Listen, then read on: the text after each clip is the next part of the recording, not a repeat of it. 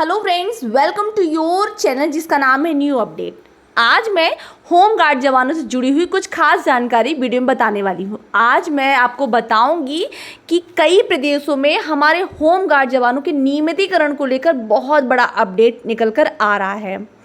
जैसा कि मैं आपको बता दूं कि उत्तर प्रदेश से बड़ी खबर निकल कर आ रही है और दिल्ली से बहुत बड़ी खबर निकल कर आ रही है होम गार्ड जवानों को लेकर, उनके नियमितीकरण को लेकर। आप यहाँ पे देख सकते हैं, लिखा है होम गार्ड जवान गुड न्यूज़, नियमितीकरण का आदेश आ चुका है। विधानसभा से आया हुआ है आदेश और 3 अक्टूबर से लागू हो जाएगा नियम और दिल्ली के होम गार्ड जवान जो है नियमित हो जाएंगे। इसको लिखित में साइन करके विधानसभा में दिया गया है और दिल्ली के सभी होम गार्ड जवान हो जाएं खुश, क्योंकि आप लोग को लेकर बहुत बड़ी खबर निकल कर आ रही है। वहीं पे उत्तर प्रदेश से भी वहाँ के जो मंत्री जी हैं उन्होंने बहुत बड़ा आदेश कर दिया है। पुलिस के समान मानदेय और अधिकार देने की बात कही गई है, नियमितीकरण की बात कही गई है। और क्या कहा है पूरी बारीकी से आपको लाइव वीडियो दिखाने वाली हूँ, तो वीडियो को लास्ट दिखाने वाली हूँ। मैं आपको बारीकी से सारी चीज़ें दिखाऊंगी, कैसे विधानसभा में क्या कहा गया, लिखित में क्या कहा गया है, क्या लिखा गया, किसके सामने कहा गया, सब कुछ दिखाऊंगी।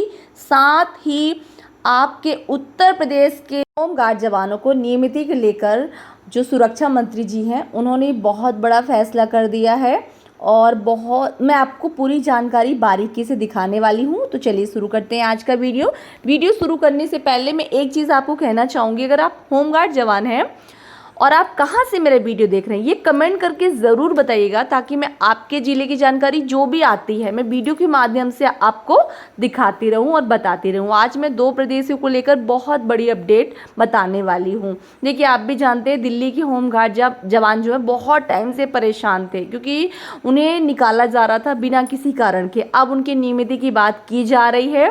क्या कहा गया है मैं अब पहले दिखा देती हूँ दिल्ली के होम गार्ड जवानों को लेकर।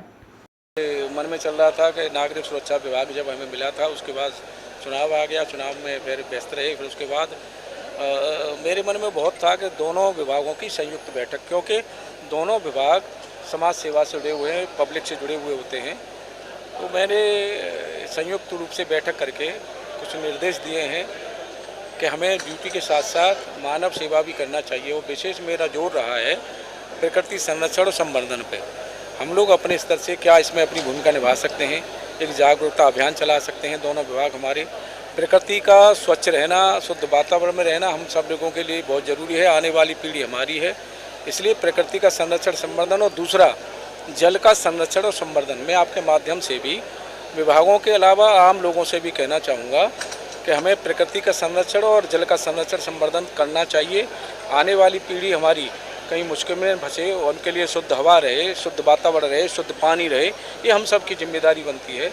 ये कहा है हमने। और जो भी कुछ हमारे होमगार्ड के जवान, नागरिक सुरक्षा के जवानों ने अपनी कुछ बातें कही हैं, उस पर भी हम लोग विचार करेंगे और अमल करेंगे। सदन में पहुंचे मंत्री जी का स्वागत किया अधिकारियों ने। होम गार्ड एवं नागरिक सुरक्षा मंत्री धर्मवीर प्रजापति जी के संवाद के बाद होम गार्ड सिविल डिफेंस के मंत्री का समक्ष रखी मांग और सूर सदन में मंत्री और अधिकारियों ने किया स्वागत।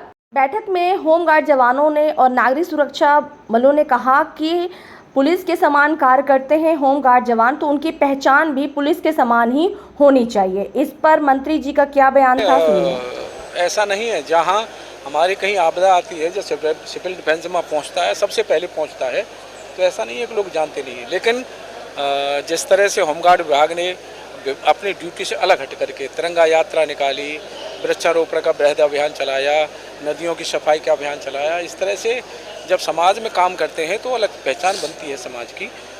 सिविल डिफेंस से भी हमने कहा है कि हम साथ साथ मानव सेवा के साथ भी काम करेंगे, तो निश्चित रूप से पहचान मिलेगी। निश्चित रूप से विधायक जी की अगर संज्ञान में कुछ बातें थी तो हमें ऊपर उच्च स्तर पर बतानी चाहिए थी, अगर कहीं कोई बात है तो। और इसमें कहीं न कहीं समीक्षा भी की जाएगी, सही क्या है। और अगर कहीं कोई अधिकारी गलत है या विधायक जी अपने सही बात नहीं कह रहे हैं तो इसमें समीक्षा की जाएगी। समीक्षा के बाद जो समझ में आएगा वो। संयुक्त बैठक बुलाई जा रही है। मुरादाबाद, बरेली और कई जिलों पर बैठक की गई। इस पर आपसी सामंजस्य बनाए रखने के लिए मंत्री जी ऐसी बैठक कर रहे हैं। 1962 में चीन से युद्ध होने के बाद होम गार्ड और सिविल डिफेंस की स्थापना की गई। उसी के बाद से होम गार्ड और नागरिक सुरक्षा बल पुलिस के साथ मिलकर कार्य कर रहे हैं। और जैसा कि आप सभी जानते हैं कि अब हमारे जो होम गार्ड जवान हैं, सिविल डिफेंस है, वो हर जगह कार्य करते मिलते हैं आपको। अब बात करते हैं दिल्ली के होम गार्ड जवानों के लिए विधानसभा से क्या आदेश आ रहा है। वो इस रेजोल्यूशन को लिख ले। विजेंद्र गुप्ता जी का प्रस्ताव ये था कि जितने भी बस मार्शलों को डीटीसी बसों से हटाया गया है उनको वापस लिया जाए। उसके अंदर अगली लाइन आएगी, और आम आदमी पार्टी विधायक दल ने इसमें जोड़ा है कि आम आदमी पार्टी और भारतीय जनता पार्टी के उन्होंने बोला अपने मुख से परमानेंट किया जाए। ठीक है, परमानेंट किया जाए। ठीक है, परमानेंट किया जाए। लो, परमानेंट किया जाए। और 3 अक्टूबर को सुबह 11 बजे दिल्ली सरकार के सभी मंत्री, आम आदमी पार्टी और भारतीय जनता पार्टी के सभी विधायक एलजी साहब के यहां जाएंगे, और एलजी साहब जिस कागज पे हस्ताक्षर करने के लिए दिल्ली की चुनी हुई सरकार को कहेंगे, इन मार्शलों की नियुक्ति से संबंधित दिल्ली की सरकार वचनबद्ध है कि उन कागजों को साइन करके ही वहां से आएगी। करो।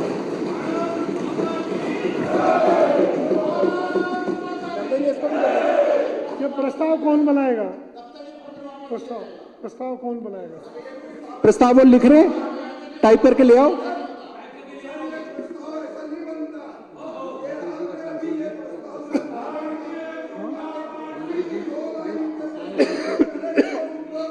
बन जाएगा वो तो।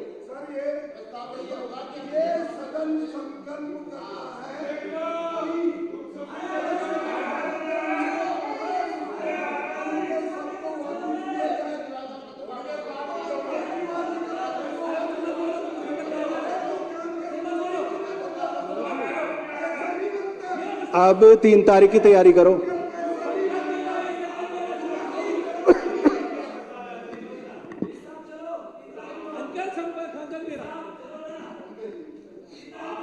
ठीक है सर, ये दे दो, हम पास कर देंगे।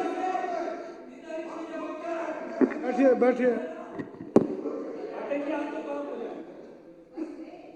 सदन के सामने प्रस्ताव है जो नेता विपक्ष ने 10,000 मार्शल्स को पक्का करने का प्रस्ताव रखा है, और उसमें जो माननीय मंत्री जी ने संशोधन रखा है उसके पक्ष में है वो हाँ कहें, जो इसके विरोध में ना कहें।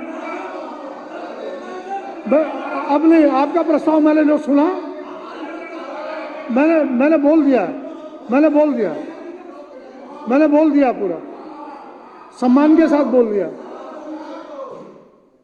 और ये प्रस्ताव इस सदन ने,